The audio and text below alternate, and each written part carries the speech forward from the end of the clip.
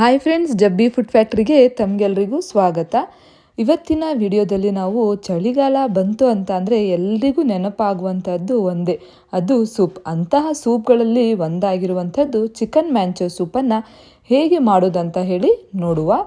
ತುಂಬ ಟೇಸ್ಟಿಯಾಗಿರುತ್ತೆ ಮತ್ತು ತುಂಬ ಹೆಲ್ದಿಯಾಗಿರುತ್ತೆ. ಇದರಲ್ಲಿ ಸಾಕಷ್ಟು ಹೇರಳವಾಗಿ ನಾವು ವೆಜಿಟೇಬಲ್ಸನ್ನು ಯೂಸ್ ಮಾಡೋದ್ರಿಂದ ತುಂಬ ಹೆಲ್ದಿ ಕೂಡ ಆಗಿರುತ್ತೆ. ನೋಡಿ, ಇದಕ್ಕೆ ಏನೇನು ಬೇಕು ಅಂತ ಹೇಳಿ ತೋರಿಸ್ತಾ ಇದ್ದೇನೆ.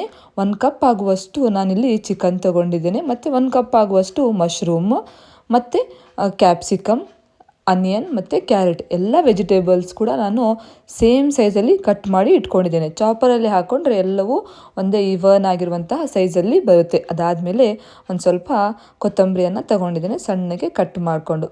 ಅದಾದಮೇಲೆ ಒಂದು ಪ್ಯಾನಿಗೆ 2 ಟೇಬಲ್ ಸ್ಪೂನ್ ಆಗುವಷ್ಟು ಕುಕ್ಕಿಂಗ್ ಆಯಿಲನ್ನು ಹಾಕ್ಕೊಂಡು ಜಿಂಜರ್ ಮತ್ತು ಗಾರ್ಲಿಕ್ ಎರಡೂ ಕೂಡ ಸಣ್ಣಕ್ಕೆ ಚಾಪ್ ಮಾಡಿ ಇದರಲ್ಲಿ ಹಾಕ್ಕೊಂಡು ಫ್ರೈ ಮಾಡ್ಕೊಳ್ಬೇಕಾಗುತ್ತೆ. ಅದಾದಮೇಲೆ ನಾವು ಕಟ್ ಮಾಡಿ ಇಟ್ಕೊಂಡಿದ್ವಲ್ವಾ ಈರುಳ್ಳಿ, ಅದನ್ನು ಇದರಲ್ಲಿ ಆ್ಯಡ್ ಮಾಡಬೇಕಾಗುತ್ತೆ.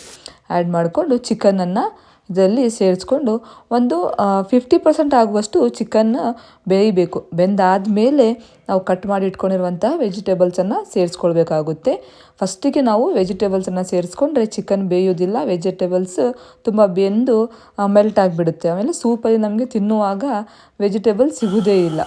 ಅದಕ್ಕೋಸ್ಕರ ಫಸ್ಟಿಗೆ ನಾವು ಚಿಕನನ್ನು ಚೆನ್ನಾಗಿ ಲಿಡ್ ಕ್ಲೋಸ್ ಮಾಡ್ಕೊಂಡು ಬೇಯಿಸ್ಕೊಂಡು, ಅದಾದಮೇಲೆ ನಮ್ಮ ಮಶ್ರೂಮ್, ಕ್ಯಾರೆಟ್, ಅದಾದಮೇಲೆ ಕ್ಯಾಪ್ಸಿಕಮ್ ಇತ್ತಲ್ವ, ನೀವು ಬೇಕಾದರೆ ಇದರಲ್ಲಿ ಬೀನ್ಸನ್ನು ಕೂಡ ಸಣ್ಣಗೆ ಕಟ್ ಮಾಡಿ ಇದರಲ್ಲಿ ಯೂಸ್ ಮಾಡ್ಬೋದು. ಅದಾದಮೇಲೆ ಎಲ್ಲ ವೆಜಿಟೇಬಲ್ಸನ್ನು ಚೆನ್ನಾಗಿ ಫ್ರೈ ಮಾಡ್ಕೊಳ್ಳುವ. ಚೆನ್ನಾಗಿ ಫ್ರೈ ಆದಮೇಲೆ ನಮ್ಮ ಕೊತ್ತಂಬರಿ ಇತ್ತಲ್ವ, ಆ ಕೊತ್ತಂಬರಿ ಕೂಡ ಇದರಲ್ಲಿ ಸೇರಿಸ್ಕೊಂಡು ಚೆನ್ನಾಗಿ ಫ್ರೈ ಮಾಡಿಕೊಳ್ಳುವ. ಎಲ್ಲ ವೆಜಿಟೇಬಲ್ಸನ್ನು ನಾವು ಚೆನ್ನಾಗಿ ಫ್ರೈ ಮಾಡಿ ಆದಮೇಲೆ ನೀರನ್ನು ಸೇರಿಸ್ಕೊಳ್ಬೇಕಾಗುತ್ತೆ. ಅದಕ್ಕಿಂತ ಮುಂಚೆನೇ ನೀರನ್ನು ಸೇರಿಸ್ಕೊಳ್ಬೇಡಿ. ನೋಡಿ, ನಿಮಗೆ ಎಷ್ಟು ಕ್ವಾಂಟಿಟಿಯ ಸೂಪ್ ಬೇಕಾಗುತ್ತಲ್ವ ಅಷ್ಟು ಕ್ವಾಂಟಿಟಿಯ ನೀರನ್ನು ನೀವು ಸೇರಿಸ್ಕೊಳ್ಬೋದು. ನಾನಿಲ್ಲಿ 2 ಮಗ್, ನನ್ನ ಹತ್ರ ಒಂದು ಮಗ್ಗಿತ್ತು, ಆ ಮಗ್ಗಲ್ಲಿ 2 ಮಗ್ ಆಗುವಷ್ಟು ನೀರನ್ನು ಇದರಲ್ಲಿ ಸೇರಿಸ್ಕೊಂಡಿದ್ದೀನಿ.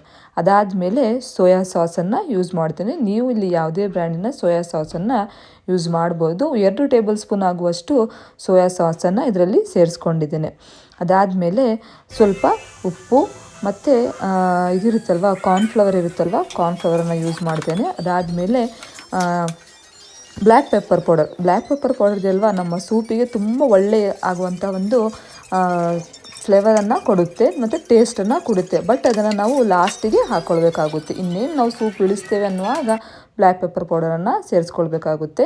ಅದಾದಮೇಲೆ ಇದಕ್ಕೆ ಕಾರ್ನ್ಫ್ಲವರ್, ಒಂದು ಒಳ್ಳೆಯ ಟೆಕ್ಸ್ಚರ್ ಕೊಡಲಿಕ್ಕೋಸ್ಕರ ಕಾರ್ನ್ಫ್ಲವರನ್ನು ಒಂದು 2 ಟೇಬಲ್ ಸ್ಪೂನ್ ಆಗುವಷ್ಟು ಕಾರ್ನ್ಫ್ಲವರನ್ನು ನೀರಲ್ಲಿ ಕರಡ್ಕೊಂಡು ಅದನ್ನು ನಮ್ಮ ಸೂಪಿಗೆ ಸೇರಿಸ್ಕೊಂಡು ಚೆನ್ನಾಗಿ 1-2 ಕುದಿ ಬಂದುಬಿಟ್ರೆ ಗ್ಯಾಸನ್ನು ಆಫ್ ಮಾಡಿ ನಾವು ಸೂಪನ್ನು ಸರ್ವಿಂಗ್ ಪ್ಲೇಟಿಗೆ ಹಾಕ್ಬೋದು. ಅದಾದಮೇಲೆ ಸ್ವಲ್ಪ ಅದ್ರ ಮೇಲೆ ನಾನೇನು ಮಾಡಿದ್ದೀನಿ ಅಂತ ಹೇಳಿದರೆ, ನೂಡಲ್ಸ್ ಇರುತ್ತಲ್ವ, ಆ ನೂಡಲ್ಸನ್ನು ಸ್ವಲ್ಪ ನೀರಲ್ಲಿ ಕುದಿಸ್ಕೊಂಡು ಫ್ರೈ ಮಾಡಿದ್ದೇನೆ. ಸ್ವಲ್ಪ ಸ್ಟ್ರಾಂಗ್ ಆಗಿ ಅದನ್ನು ಫ್ರೈ ಮಾಡ್ಕೊಳ್ಬೇಕಾಗುತ್ತೆ.